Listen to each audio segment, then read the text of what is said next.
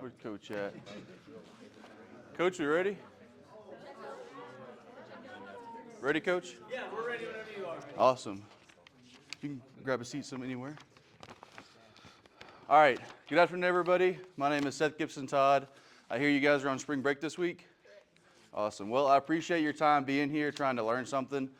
The reason I'm here is I want to help you guys be better lifters. I haven't done this with any other school. You guys are my first. So I'm going to run through a couple different things today. I'm going to go over the thought process of a ref as you walk up to the platform. That's kind of going to be a bit of a rules review. It's always good to cover those going into state, making sure that you know exactly everything they're going to be looking for, things they can call you on. After that, I'm going to go through and we're going to do kind of a bit of a setup demonstration for each lift so you guys can see maybe a better way to do some things. Everything I tell you today is just going to be a way that you can do it, not a way that you have to do it. There's thousands of different ways to lift, to train, to practice, and they all work for different people. So the key is just finding out what works for you so you can be a better lifter on the platform. To start off with, to introduce myself so you know who's talking. Like I said, my name is Seth. I'm the current USAPL State Chair for New Mexico. That means two things. It's my job to ensure that when you come to USAPL meets, you have a great experience, and two, to grow the sport of powerlifting in the state. I moved to Albuquerque in May of last year. I spent pretty much my entire life in Mississippi, right up near the northwest corner near Tennessee and Arkansas. I did my first high school powerlifting meet in the spring of 2018. I did two that year, and then when I got to college, I joined the club on campus there. I lifted with that club for 6 years. I held positions from team captain, president, vice president, and then eventually graduate advisor. During my time at Mississippi State with the club, I was able to compete in 4 collegiate nationals, anywhere from Illinois to Texas to Oklahoma City and Atlanta. I've met a lot of great people in powerlifting. I think it's an amazing sport to continue to do after you're out of high school. You can do it for your entire life pretty much. So that's a little bit about me. I've done 9 meets total. I'll do my 10th, first one in New Mexico in Albuquerque in May. So if you guys are looking for a meet after the season ends, May 9th in Albuquerque, your coach, I can give him the information and you guys can sign up. It's going to be a great time. Let's see. All right. So just some things in general from the ref's point of view. And I'm going to speak for all refs, even though I know I can't. Referees want you to succeed. Referees don't want to give you red lights, okay? None of the refs are out to get you. They want to see you succeed. They want to see you have good lifts and hit PRs, right? So if you go into it with that mindset, knowing that the referee is just doing their best job to make sure that you follow the rules and you get good lifts. There's a thing called benefit of the doubt. It always goes to the lifter, okay? So when a referee watches your attempt, they can think one of 3 things. Number 1 is, let's say for squat, for instance. I know that lifter didn't go below depth, red light. Number 2, I know that lifter did go below depth, white light. Number 3, I kind of wasn't sure. If that's the case, they're supposed to give you the benefit of the doubt and give you a white light, okay? So unless they're absolutely sure that you had an infraction and broke one of the rules, it should be a red light. I mean, it's a white light, okay? So they should be able to give the reason immediately on why they gave you the red light. Personally, if it takes me longer than half a second to decide whether it was a good or bad lift, I'm going with a good lift, all right? Just remember, I had a couple instances last weekend where some lifters cursed on the platform. That's an automatic DQ at state, okay? I know the energy can be high on the platform. You want to do well. Sometimes it slips out. If you miss a lift, don't let it slip out. As part of that self-control on the platform, you know, it's just one of the standards that they have, okay? So cursing, automatic DQ, dumping of the bar on squat, or dropping the bar on deadlift. And that's not just disqualifying the attempt. That's disqualifying you from the whole meet, okay? So just keep away from those things. You'll be able to stay in the meet. You want to compete, especially, you know, if you do all your attempts on your final deadlift, you either drop it or you don't get it and you yell the F word.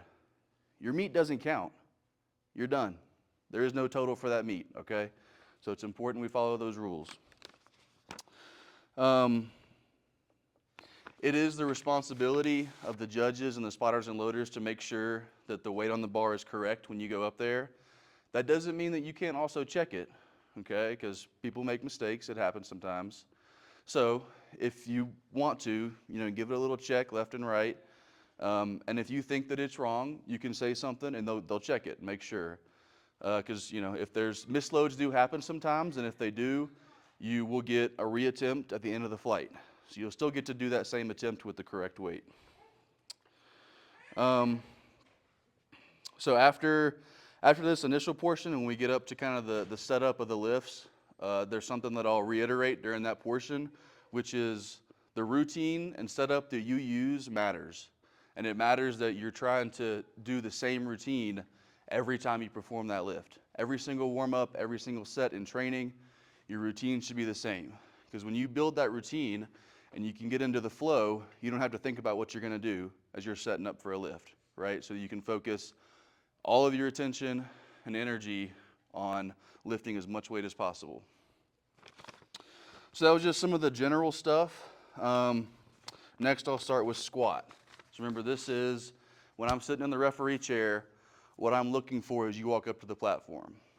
And a lot of these things, I'm telling you this so you can have them fixed or ready before you walk up, because, you know, let's say you're walking up for squat, your singlet is touching your knee sleeves. I've got to tell you to fix that, right? So that takes you out of your flow. It messes up your routine as you walk up to the bar. So as long as you have all your equipment ready, you know, no jewelry, everything is in, you know, good order, I don't have to interrupt you as you're setting up for the lift. So for all three, but we'll start with squat, I'm checking your equipment from the floor up, making sure your shoes are tied, making sure that nothing is touching your knee sleeves. If it's your socks or your singlet, either one, they can't be touching the knee sleeves. I'm making sure that if you're wearing wrist straps, the thumb loop is not on your thumbs, because that can't be there for squat or bench. I'm checking jewelry, you know, all your necklaces, your wristbands, earrings, nose rings, you know, either take that stuff off or cover it up with the little bandages I've seen. I'm going to wait for you to walk out the bar and wait for the weight to settle. And some lifters will give the ref a nod when they're ready. But what I've also seen is sometimes lifters will give the nod and still be moving their feet. All right? Even if you give me the nod and tell me you're ready, if you're still moving, I'm not going to give you that squat command. Okay? So might as well just take your time getting set up, adjust your feet as much as you need to, and then give the ref the nod. Okay? And if you don't use the nod or some kind of signal or ready or whatever, then that's just a possibility for the ref to take a little bit longer to give you that squat command. Every second you hold that weight is taking energy, okay? Save as much energy as possible for the actual attempt. What they're looking for on depth is hip crease below the top of the knee joint. And we can demonstrate that when we get into the setup portion. It might be deeper than you think. It might not be as deep as you imagine. We'll make sure we go over that so there's no question.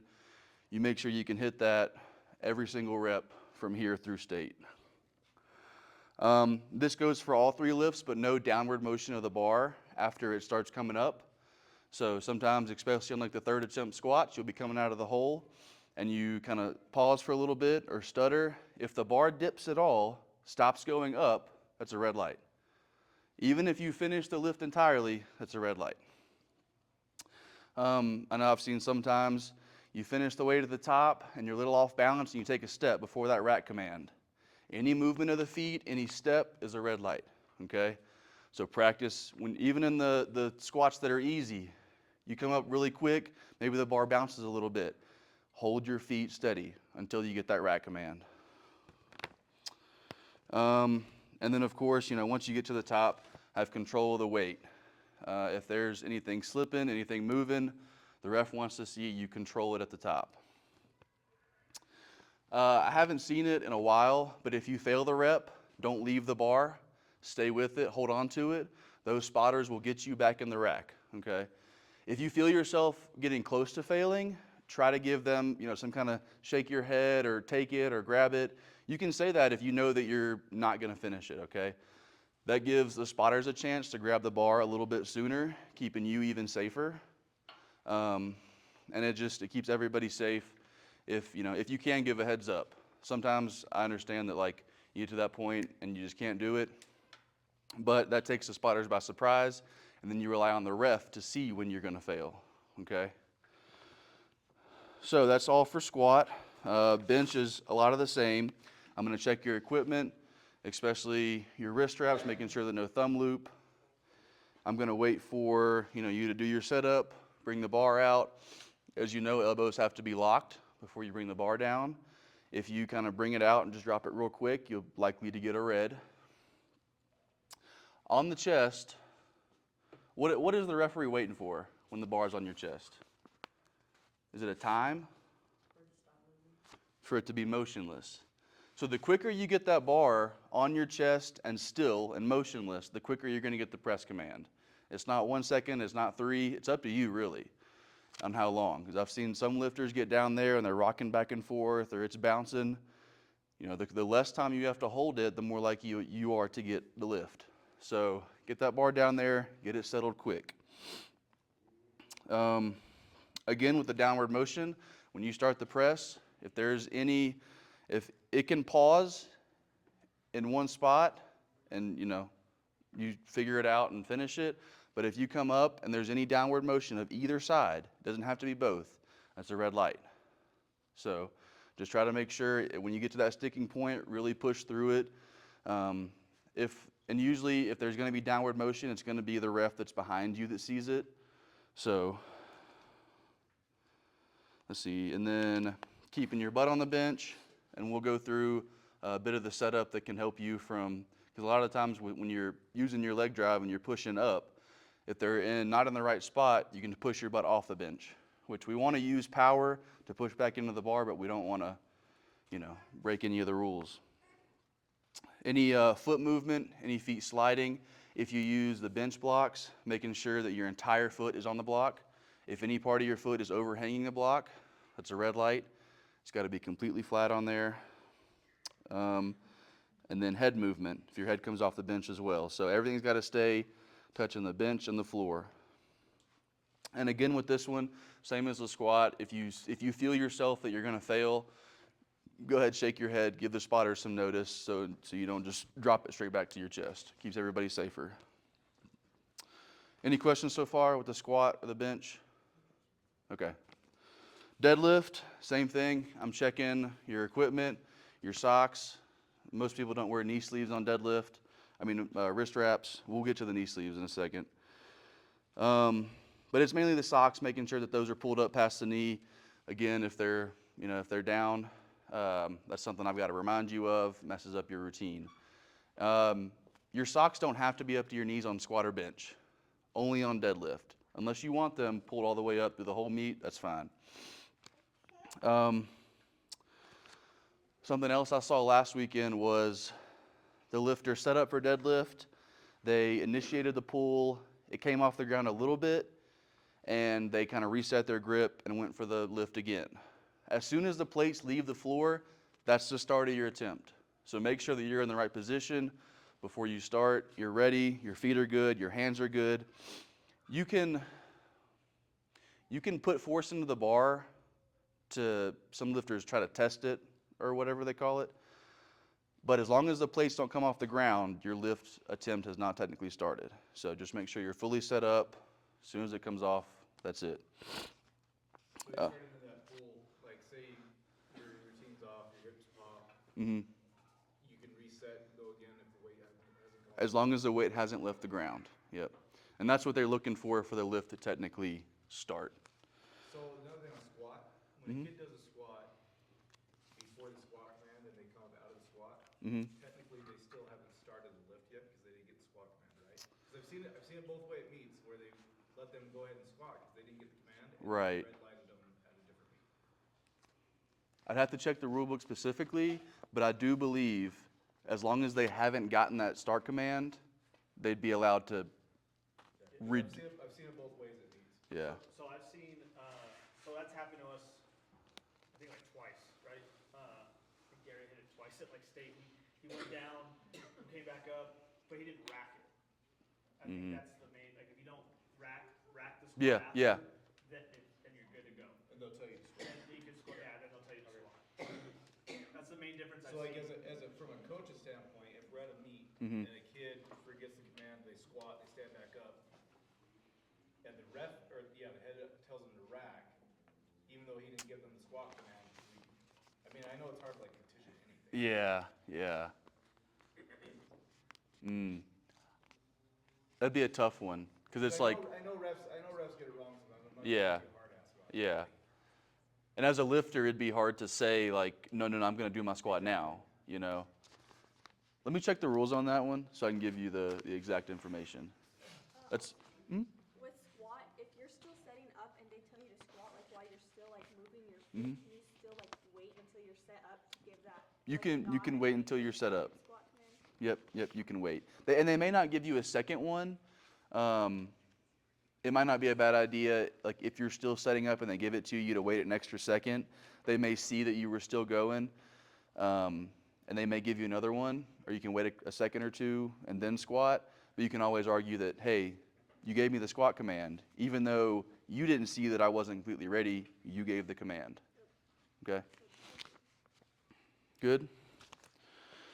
So finishing up deadlift, there's a downward motion, and then making sure your knees, hips, and shoulders are locked all the way back at the completion of the lift. And now something I also saw last weekend was lifter gets to the top on deadlift. They're in the process of locking it out, and the bar is slowly slipping out of their hand. The ref is not going to give you the down command if the bar is actively slipping, okay? Sometimes it takes a few seconds to do, but if you're locking out and it's slipping, you technically haven't reached the completion of the lift yet. Okay, so just know if that happens, it's probably going to be a red light. And then, of course, controlling it to the ground, not slamming it, not letting it go. You know, get your white lights out there. All right, so that's kind of a little bit of a rules review, what the ref thinks, so you can have a good routine going into the lift. A little bit about equipment. So if you prefer to wear knee sleeves on bench and deadlift, for some reason it makes you feel good, go for it. I'll tell you right now that it's probably hindering you more than it's benefiting you though.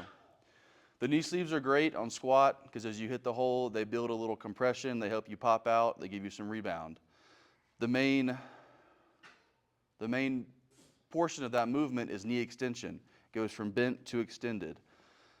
That's not happening so much on the deadlift, and the knee is not the main driver of the deadlift. And if anything, as you pull the bar up, the sleeves are just something for the bar to get caught on.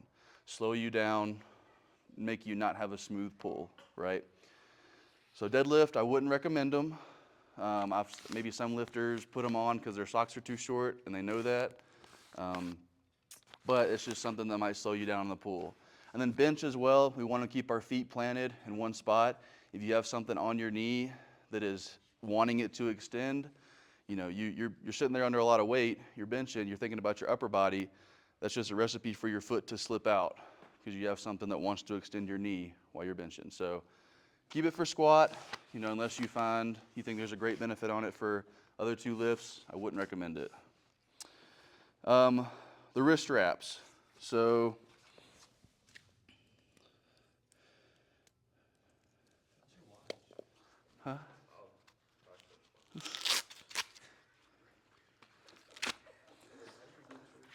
So I'll show you how I use the wrist wraps. You can put your thumb through right here and wrap them. That lets them get lower on your wrist, which we don't want. We want it to actually be covering the wrist joint. So what I like to do is with this little strap, I'll take it between my thumb and my forefinger like that, so I can get it as high up on my wrist as I can. Well, first I'll put it on so it's there. In my opinion, it's easier to grab the end of the wrap and wrap it this way than wrapping it one, holding it on your belt or whatever, next wrap.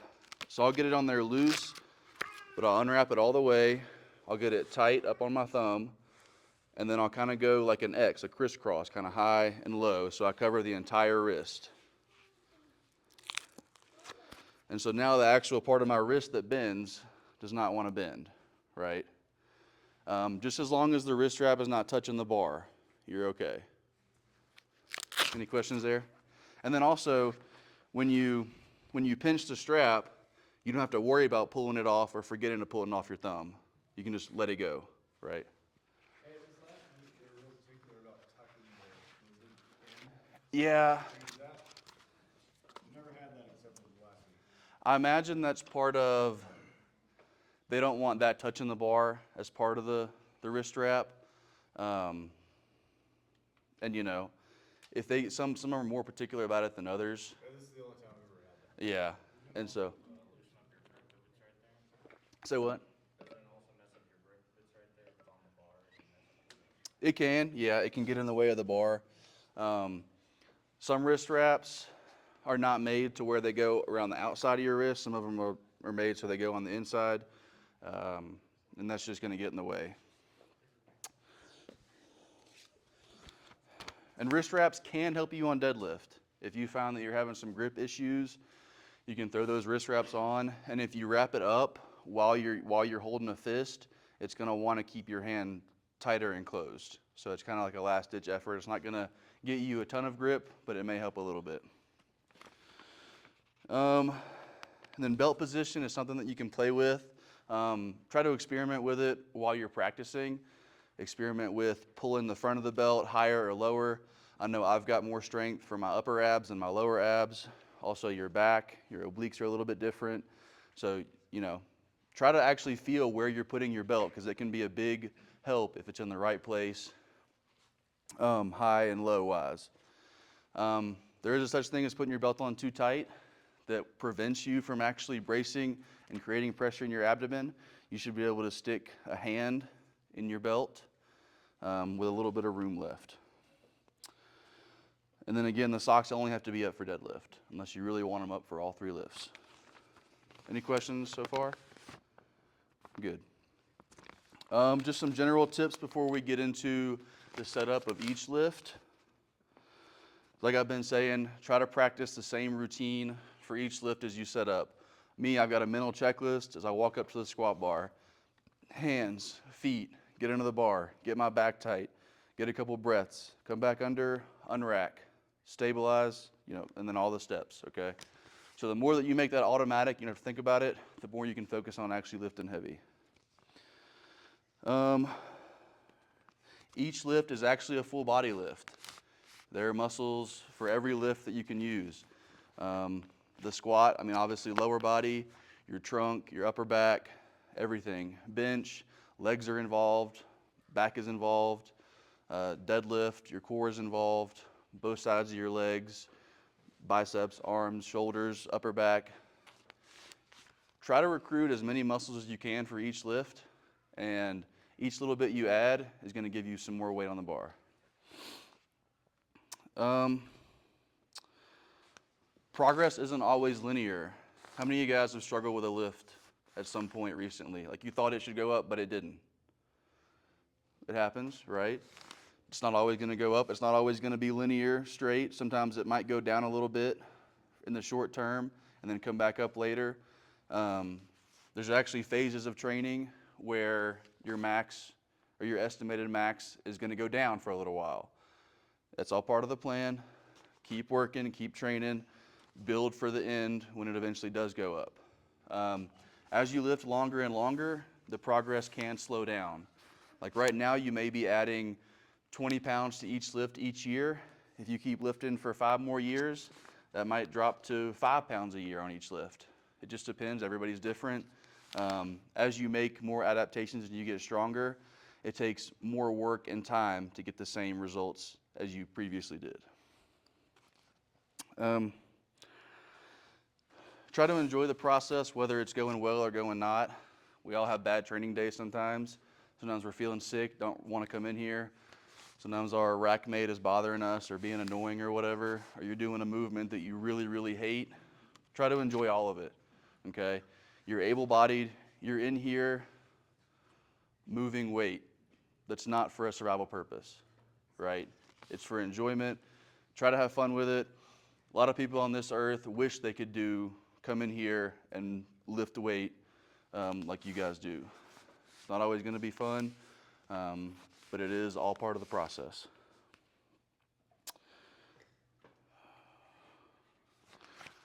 Recovery is 50% or more of your progress and success. You might think that actually lifting the weights is the most important part, and it is very important. You're not going to get stronger if you don't actually lift the weights. But another part of that is how you sleep and how you eat. If you're doing those things, you could do 100 sets a day for all your lifts, and they probably won't get better. That's because you don't have the recovery abilities to recover from that much work. So it's all about bringing up your sleeping, your eating, drinking water, trying to make sure that you stay active. I know in school it's hard. A lot of times you get locked in a desk for 45 minutes, an hour at a time. Try to get steps when you can, because when you get steps, you get the blood flowing. Blood brings recovery and nutrients to each muscles that need them. So think about that as well. You know, you're in bed, you're scrolling the reels. I do it too, okay? You need to go to sleep, right? Just put the phone down, get your extra 10, 15 minutes of sleep, build that habit. Your body's going to thank you when you start coming in here and you've drank plenty of water, ate well, slept good. All right. And then lastly, a little bit of a story to hit this last point home. My ultimate goal with lifting is to be a world champion. That's a goal that a lot of people would laugh at, say that it's not achievable, it's going to take too long, you don't have the genetic potential for that, but it doesn't quite matter. If you set a goal, no matter how big, if you set a goal and say that, hey, I accept that this goal is going to take a long time, right? If you told a second grader, hey, you're going to graduate school in 10 years, they're not thinking about 10 years, right? But if you know that it's going to take work, whatever your goal is, whether it's powerlifting, school, you want to save up money for something, you want to learn a skill, it doesn't matter. Being really good at things takes a lot of time. I've been lifting weights for 13 years and competing for 6, and I still have a long ways to go before I'm at my goal.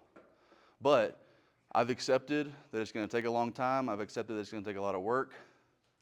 And I'll leave you with a quote. If the why is powerful, the how is easy. If why you do something is powerful, you'll find a way to do it no matter what. Okay? So that's all for the general section. We'll move on next to a little bit of the lift demonstration. Give you guys some tips on that part. Awesome. I guess we'll just pick one of these racks. Yeah, we could do this one here. That works.